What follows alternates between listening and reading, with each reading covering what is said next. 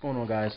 I'm Mr. Squared again, and this video is going to be my impressions of the Fellowship of the Ring, the extended edition on Blu-ray.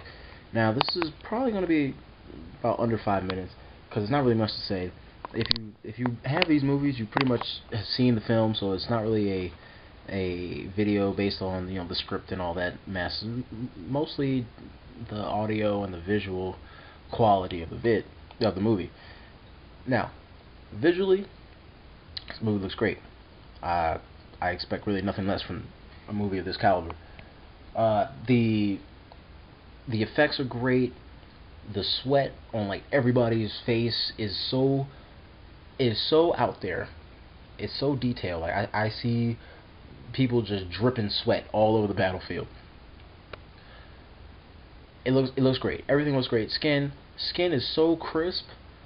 And just FYI, my TV that I watch my movies on is not a Sony Bravia. If you've seen my other if you've seen my other video, you know where I'm going with that. But excuse me, man, I'm burping a lot. I'm sorry. I have a 26-inch Dynex television, 720p. This movie looks great on such a quote-unquote low brand television. Another thing about the visual aspect of this movie, everybody's talking about the green tint. Now, like I just said, I have a Dynex television. The green tint that everyone's talking about, it must only be shown on like the 1080p and like the 50-inch televisions, because honestly, I don't see it. I do notice it, but it's not so obtrusive. It's not as obtrusive as everyone thinks. That everybody's reviewing is like, oh man, this green tint is terrible. So, well, what you need to do is go to your TV settings and just recalibrate your television. It's not. I know it's an inconvenience and you shouldn't have to do that. But look, if you don't want to deal with the green tint, that's what you have to do. Or you could, be like me and just so happen to have a television that honestly doesn't show the green so vividly. And they all actually, yeah, the greens are fine for me. Somebody else, it may not be it may be a problem for them. I do notice that when Gandalf was riding into Isengard, like one of the chains was really green. It was like a like a lime colored green or something like that. Now, this video is definitely not going to be 5 minutes. Now, the audio, I don't have a surround sound system, but what I do have is a remote. And when I turn this thing up, when I turn my television up, this movie just gets loud. It gets loud, and I can feel it.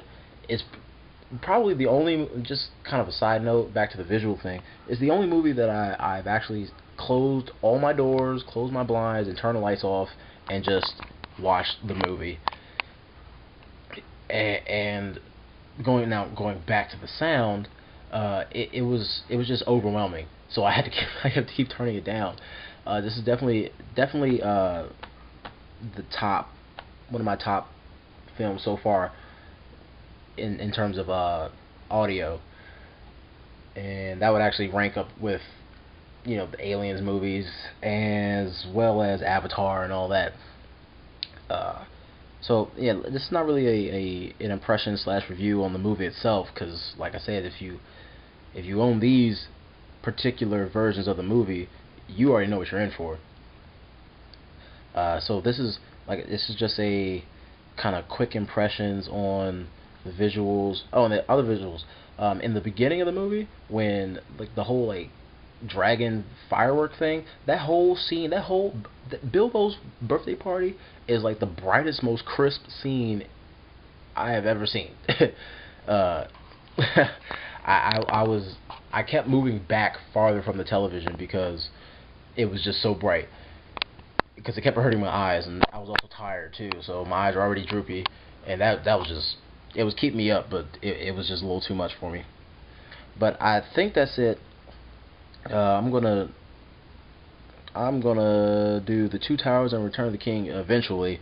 They'll be in my next few videos, but they're not. That's not gonna be the next one. So I think that's it. And thanks for watching. And I will catch up with you guys later. Bye.